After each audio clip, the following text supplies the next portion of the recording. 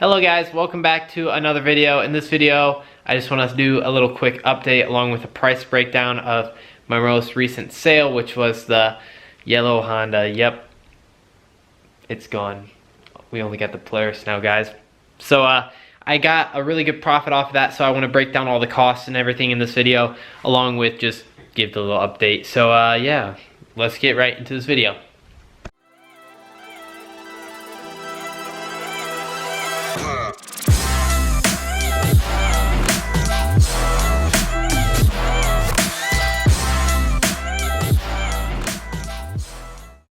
So for starters, we're trying to hit 2,000 subscribers. We just recently hit 1,000, so just wanted to mention that if you guys have been watching the videos and loving them, don't forget to subscribe if you're not subscribed. And yeah, let's get into the price breakdown on our most recent sale, which was the Honda. Very profitable sale. So let me set you guys up somewhere and we'll get into details here. Okay, so a little backstory on this four-wheeler. I bought it about 6 months ago. I was in high school still. I was a senior, and I was in my study hall just scrolling through Facebook Marketplace like I always did in high school, because who really followed along in class? I'm joking. I had good grades, guys. I had all A's and B's. And I was in study hall scrolling, and I came across this beautiful yellow 2004 Honda Rancher 4x4, and it was listed for $1,000. And so I clicked on the ad, I was looking through it, and I realized it was only posted 2 minutes ago for $1,000, and I instantly just swiped up and I said, hey, I can come look at it. I'll bring cash with me in my trailer. Like, I didn't even really read the description yet, which when I went to read the description, it really had nothing there. So I was like, it was local, it was close by, like a 20-minute drive. I was like, it's worth going to look at. And I went and looked at it, and we hit the starter button on the four-wheeler. It was making a clicking sound, which could mean a few things. One, a bad relay or solenoid switch, and then two, a bad starter, or three, worst case scenario, the motor's locked up, which I didn't really think that was the problem, but later find out there's a pull start on it, so I could have pull started to see if the motor was locked up or not. And so I just took the gamble, and I was like, $1,000 can't go wrong with that, and it could be a $15 solenoid or a $60 starter. Took it home, did a whole testing on it and everything. Solenoid was good. I was getting power to the starter, but the starter was not doing anything. So I ordered a $60 starter and threw it in this four-wheeler, and yeah, it fired right up and worked fine. And believe it or not, I put gas in it and I pull started it when I got it home, and it fired right up after pull starting. So I knew the motor was good and ran, so after then I threw the new starter on it, cranked up too. So for $1,000 and for $1,060, I had a nice running four-wheeler with under 2,000 miles on it. So it was a really good steal, and I don't think I'll ever find a deal that good again on Facebook Marketplace. And so some things I wanted to do to it was I wanted to throw tires on it, I wanted to paint the rims black, and something else I wanted to do, one of the CV boots was torn on the CV axle. So I went and got some paint, painted the rims, ordered some tires, brought it to a tire shop, they threw new tires on, and the CV boot, I took apart the front suspension and took the CV axle out that had the tear in the boot, and I swapped the boot over, and I had a very nice four-wheeler by the end. So four-wheeler, my bad, I stumbled on that. And the tires were about $300, and then with the install fee it was around $400. So that was a pretty big expense, but it was well worth it. So I'm happy I did that. It's also a good selling point. If you ever want to sell a four-wheeler, or you're looking to flip a four-wheeler, tires are a big deal because they're a big finance, and it really makes or breaks your profit point on a four-wheeler. So I always try and find four-wheelers with good tires on them, and if they have bad tires on them, you want to get the four-wheeler for a really good deal. If you're going to be cutting it close on your profit margins, you don't want to buy a four-wheeler with bad tires, because that will just put you over your budget. So yeah, and then the CV boot was like, what, $20? So all in all, into the four-wheeler, I was about $1,600 into it. So I had this beautiful four-wheeler. It looked good, it ran good, and it was mechanically sound.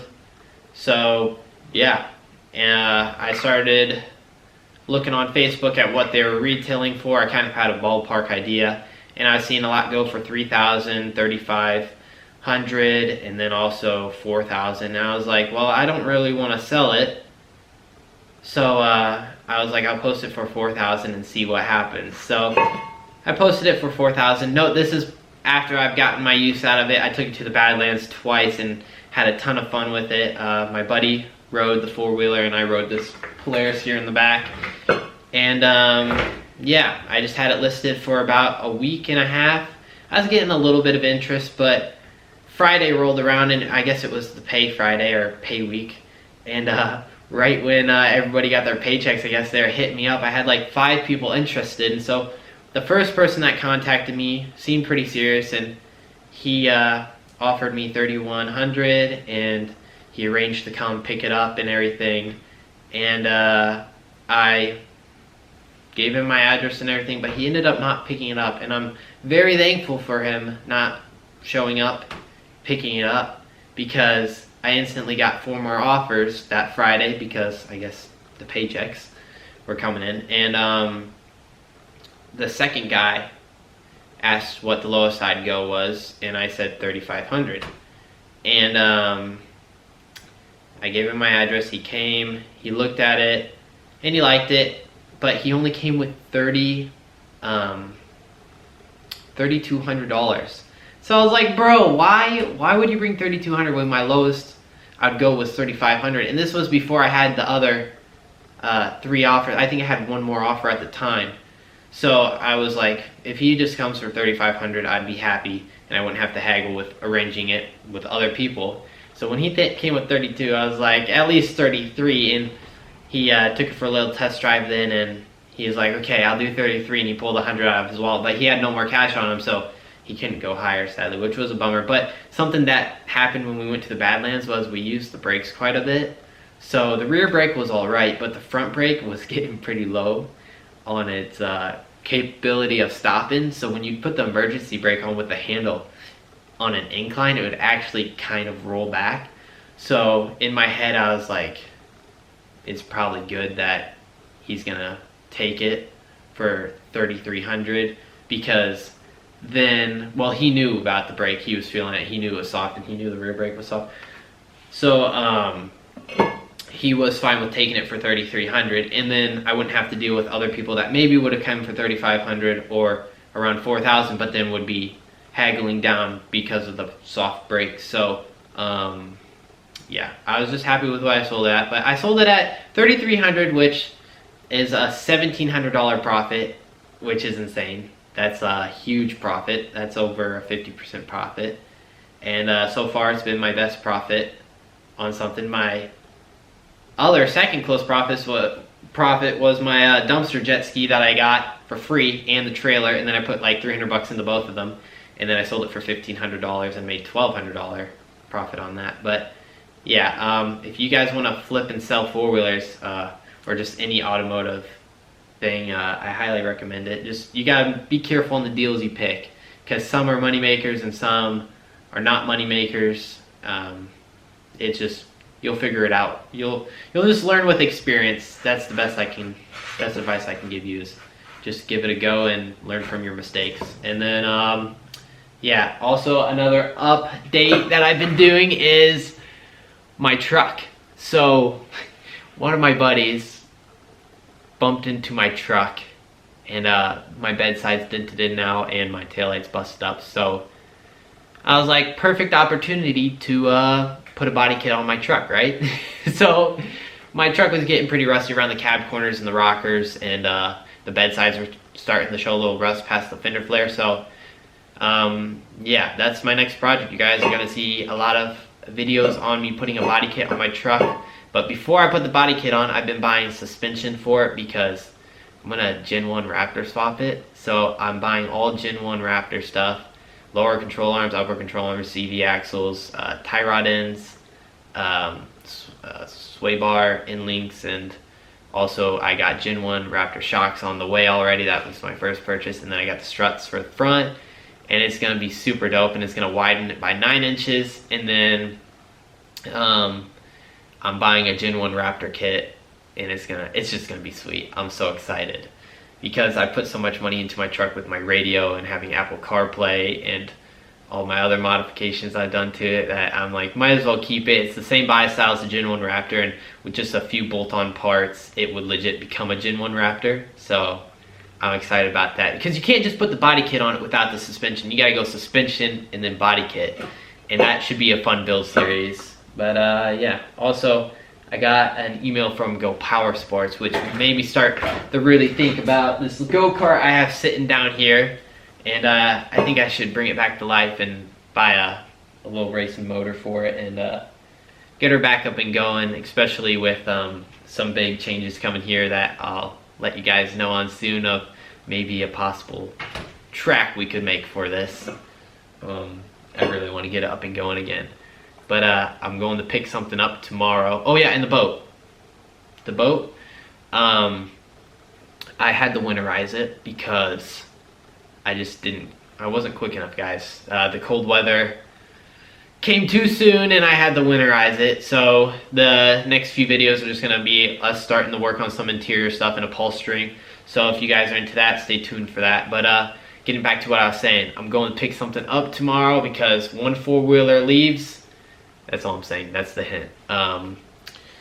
Something else has to come here. So I think I'm getting a pretty good deal on this, and it should be a pretty fun build. Along with everything I fix up, I always learn more and get more knowledge in the field I enjoy, I guess I could say. So I'm really excited about this project, and it will help me gain a little bit more skills in what I'm best at. So yep, and maybe get a decent profit off of it. You always got to budget that into the whole project. A little bit of profit doesn't hurt nobody. So yeah, I just wanted to film this little update video and a little price breakdown of my recent sale, because I know a lot of you probably have questions about that and how can you afford all these things. Well, I don't buy something unless I'm able to make a profit off of it. That's the whole thing. Whatever I get, I always get it for a deal that's really good with no work required or minimal work, or some projects I just really enjoy. So like the boat is a big project, but it's the first boat I've ever owned and I can build it the way I want. It's like, yeah, I could spend $6 grand on buying a perfectly good boat, or I could spend 800 bucks on this crappy boat, but then have the journey to build it up to what I want. So I think that's a pretty cool aspect of it. But yeah, all in all, got a lot more projects coming. I got a lot more projects I'm going to be working on, and a lot more profit to come. So yeah, I hope you guys enjoyed this video. It gave you a little breakdown of how I guess I function with my projects and how I kind of fund them.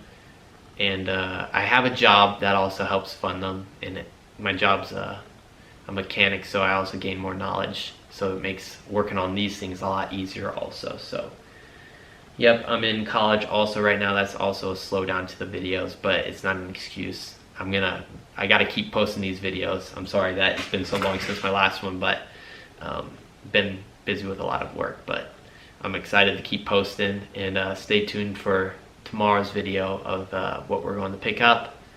And yeah, I hope you guys are enjoying all these videos, and let's get to 2,000 subscribers. I'll see you on the next one. Bye.